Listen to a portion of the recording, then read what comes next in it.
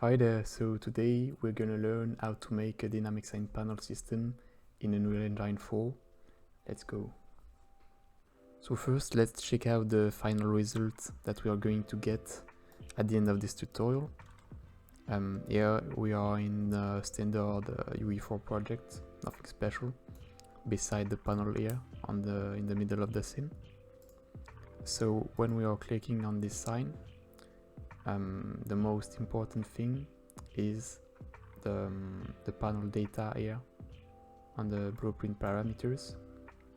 Using those data, we can set the location of the panel, also the rotation. We can also change the symbol, what is displayed on the panel, and we can also reverse the panel. We are not using the relative rotation to reverse. We're gonna see why a little bit later, but this reverse checkbox is necessary if we want to cleanly reverse the panel. So that's about it for the presentation. We are now going to start building the blueprint. But first, let's check out the required assets that we are going to use. For the meshes, we use a sign mesh and a panel mesh. And for the texture, here I'm using 3 symbols, but you can use whatever you want for your project. I'm going to put those in the description below. I'm also going to provide a GitHub repository if you want to get the entire project, so check them out if you want. So now we can start building. So the first step is to build the material that we use to display the symbol on the panel. For that, we are going to create a new material and call it msign Decal. Yeah. Let's open it. So the first thing that we need to do is to set this material as a decal. What is a decal? Well, we're using a standard material to shade a mesh globally, but we use a decal to project something onto an existing mesh. For example, we use those regularly for bloodshed or dirt effect, and here we're using that to display the symbol on the panel, to project it on the panel.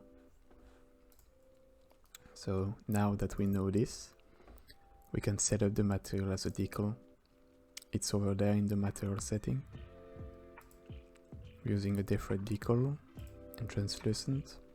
The last option that I'm going to use is to put the emissive here for the Decal blend mode. This one is not necessary. It's just that you can see that the symbol I'm using, it's a little bit emissive. So I'm using an emissive material, but it's not really necessary in your project. It's just what I'm going with for my art style.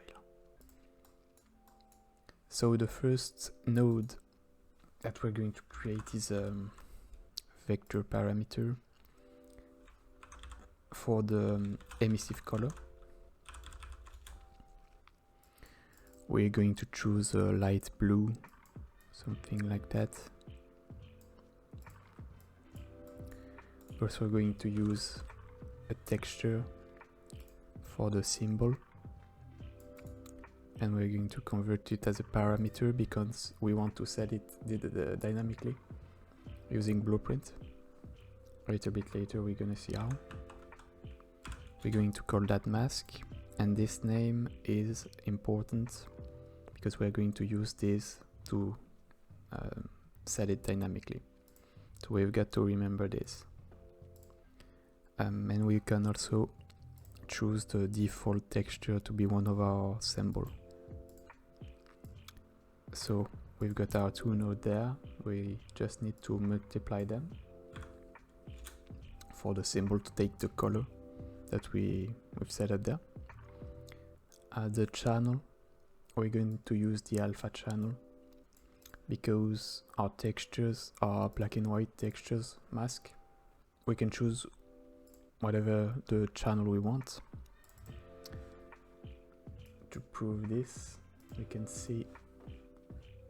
check the texture of one of our symbol. You'll see here it's with all the channels selected, but if we select only the alpha, it's the same. We've got what we want, and even if we selected only the blue one, it's also the same. So it doesn't really matter. But for me, I'm going to choose the alpha channel. And this one is optional, but I'm going to multiply that with a scalar parameter to control the emissive intensity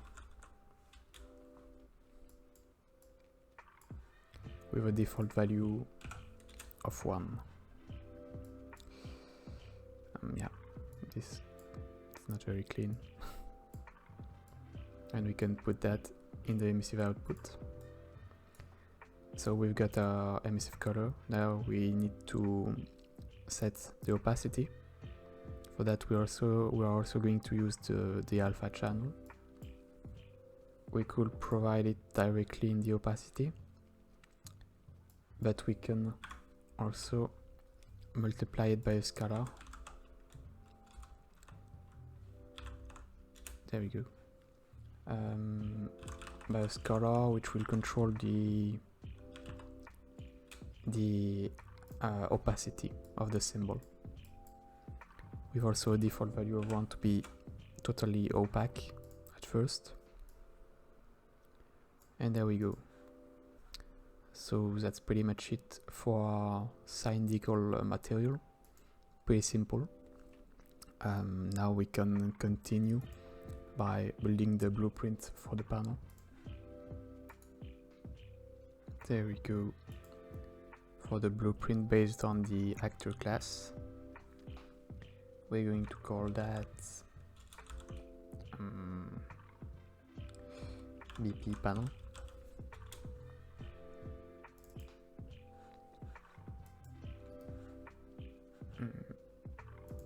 Right. The first thing that we need to do is add the necessary component. We first want to add a static mesh for the panel mesh, and let's choose the panel mesh. And the second component is the decal.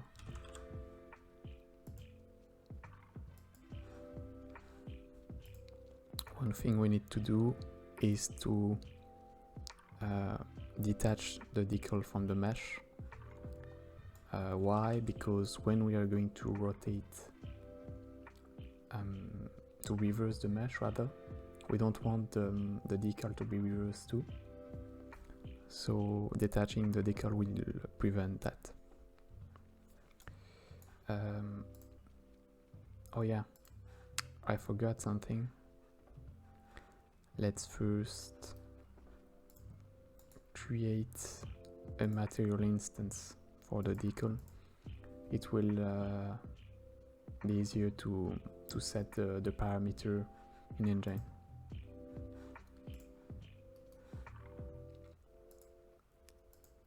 And we are going to choose this one.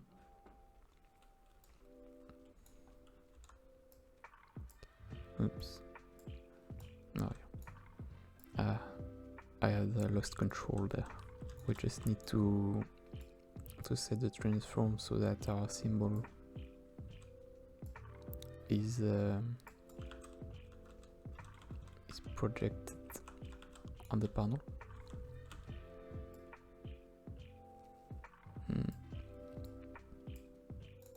Yeah, and we need to scale down on the x-axis because we don't want the decal to traverse the mesh. And there we go. And you're going to see why I decided to use a emissive intensity. Here, if we set it at 10,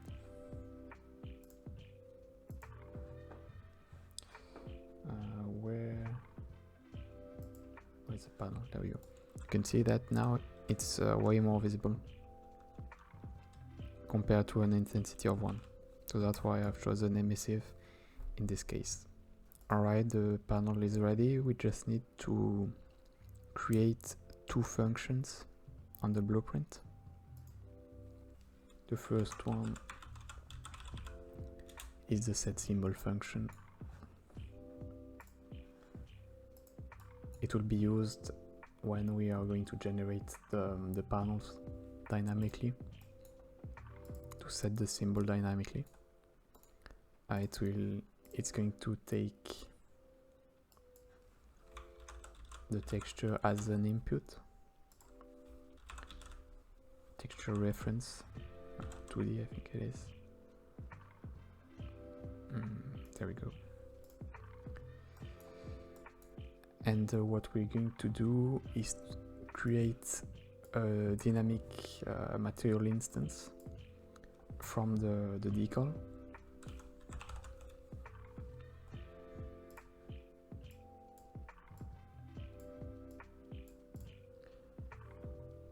And we are going to set the texture mask that we have defined earlier. This parameter, it's this one that we're going to set dynamically. So that's why I've previously said that the name is important, because we're going to use the name of the parameter there, which is mask. And the texture, we're going to use the textures that we get as a parameter. So that's the first function, pretty simple. The second one is called setReverse, and it's going to decide whether we reverse or not the panel. It will take one input, which is a boolean, which says if we want to reverse or not. And we're going to set the relative transform of the mesh. I mean, we're going to set the... oh, that's not the right one. Set...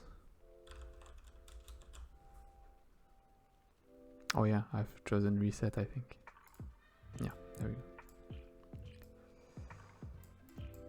And we're going to make a new transform. If we want to reverse the panel, we are going to rotate the panel mesh 180 degrees by the I think it's the y-axis. Oops, sorry. This one. We want to rotate the mesh like that. And this one is the y-axis, the green one. So we're going to provide this using a select. Select is a simple node which takes the a parameter if the boolean that we provide is true. Otherwise, it will take the b one. The b, we want to leave that at 0 because we don't want to reverse. But if we want to reverse, we want to rotate the mesh 180 degrees. And that's it for the reverse function. And that's it for the panel blueprint. Now we can create the blueprint for the sign. So now we are ready to create the sign blueprint, but we first need to define the structure that will contain all the data that relate to the panel, which are those one over there. For that, we are going to create a structure which is used to gather data that relate to the same element, which is in our case the panel. We're going to call that f-sign panel data. The F is a naming convention coming from programming, so I like to keep that. And we are going to define our 4 parameters that we can see over there.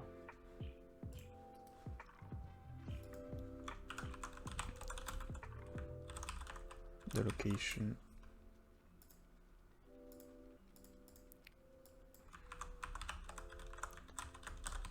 the rotation,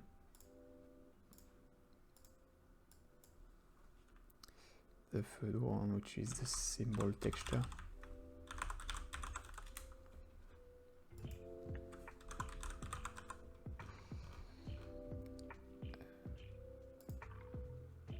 alright, and the last one, the reverse boolean.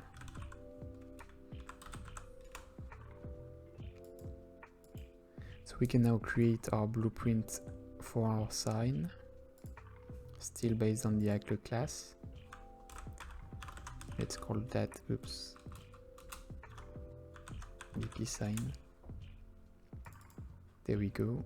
The first thing that we're going to do is to expose the panel's data variable, so that we can add and edit the data for our different panel that we want to show on the sign. So we can create our new variable called panels data.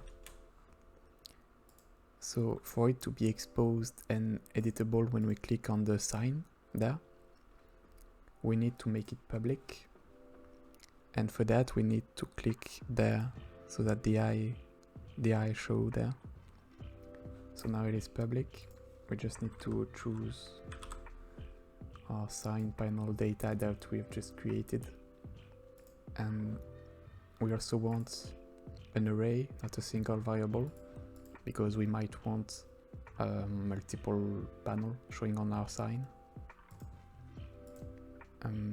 So now we can start scripting. So we are going to use the construction script. Why? Well, because the code that we run on this script is run in editor, and the game does not need to play for it to be run. For example, I don't need to start playing the game for it to run, and when I'm editing there inside the editor without playing the game, it's directly, the changes are directly applied. Whereas if we used, for example, the begin play node, well, it will be run when the game is playing in runtime. That's why we need to use the construction script.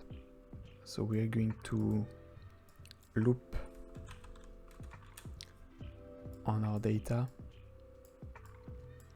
The first thing that we need to do is to spawn the panel instance from the data. For that, we're going to use the add child actor component. What this node does is, as you can see there on the world outliner, is that our sign have child actor attached to it. So that's what this function does. It creates child actor to the blueprint we are in.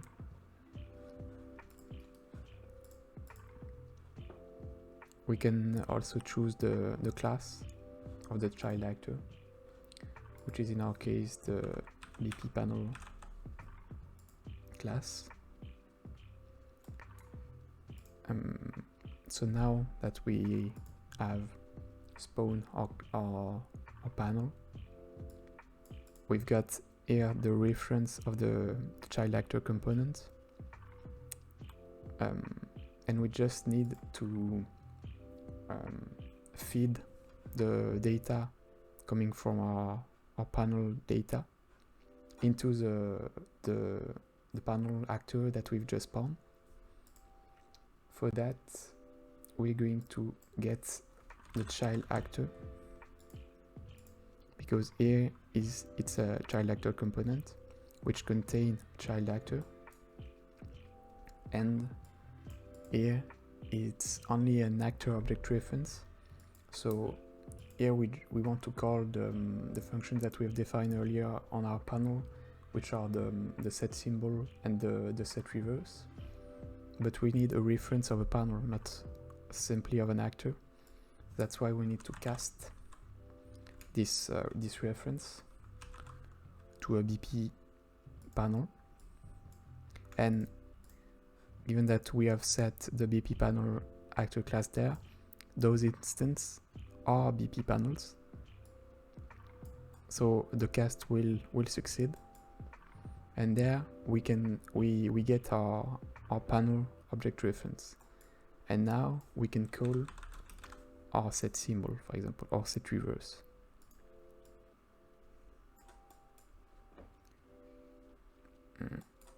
And the texture, we're going to get it from our data.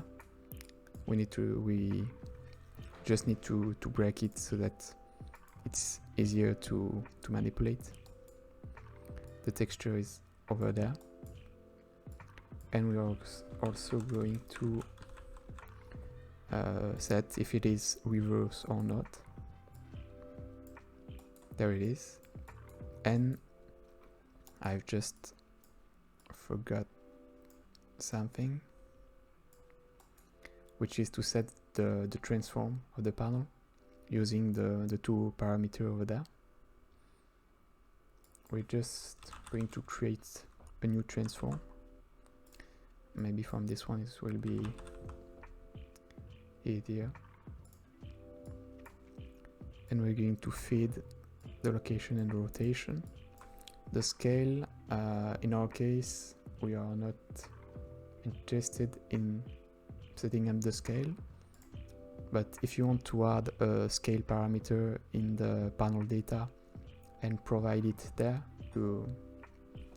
you're free to do so. There is one thing left that I've forgotten, is to, of course, add a static mesh component.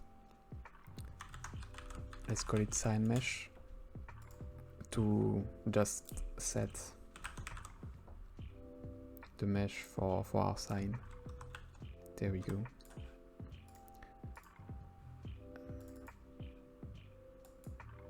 Oh, I also forgotten to set the target there. So now we can test. Let's take our blueprints. And there we go. So nothing for now, but when we are adding panel, there we go, we've got our panel spanning, and we can add another one. Let's change the location so that we can see a little bit better.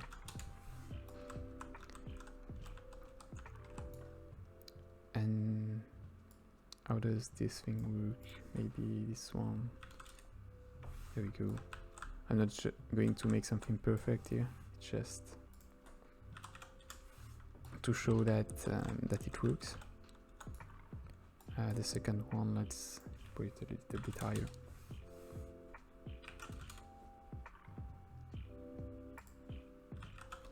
But there we go. We can also reverse the panel and set the symbols. And also the rotation. Oof, it's lagging a little bit.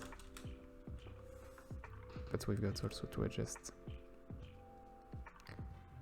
the location on the x-axis. Alright, so that's it for this tutorial. Hope that you learn something for your next projects.